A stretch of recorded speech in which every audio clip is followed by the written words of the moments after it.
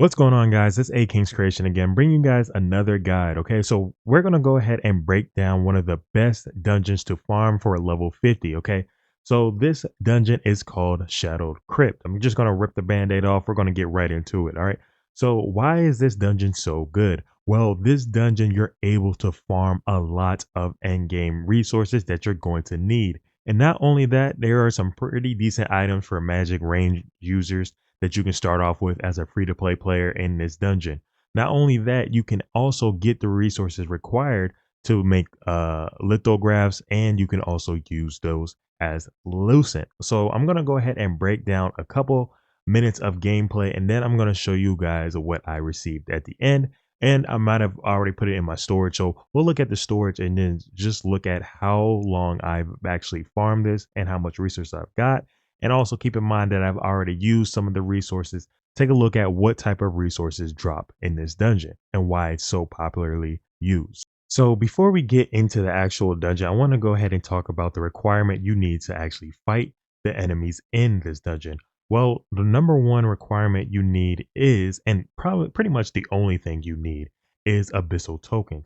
Now I'm going to make that a separate guide of a different video, but you basically get the abyssal tokens every single day if you haven't used them yet. Also, you can get them through like co-op dungeons and etc etc, but I'll break that down in another guide.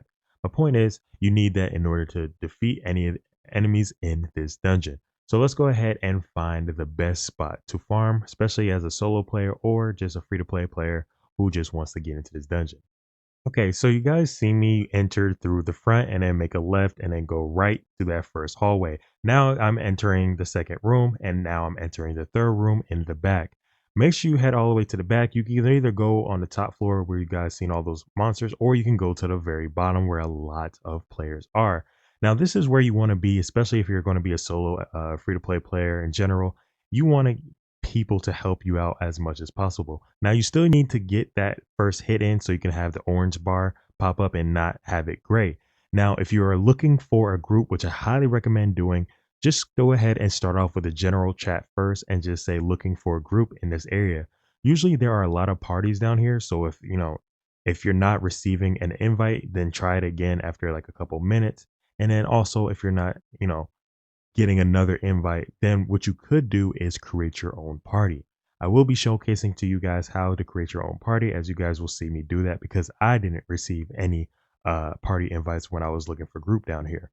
Now it's okay. You don't have to have a group. If you're really strong enough or have like a gear score above like 2000 and like 500 or like 2200, you should be able to survive. So real quick, what makes the parties so useful is that you're able to grab as many monsters and enemies as possible, and you'll be able to kill them in a faster amount of time, which leads to an efficient farming. Now, if you're solo, it's going to take you a little bit longer, but you still will be able to get that good RNG chance of like dropping those rare items and the end game items that you're going to need. You're going to get a lot of epic items, so keep that in mind too. That's why this is one of the best dungeons to farm. Okay.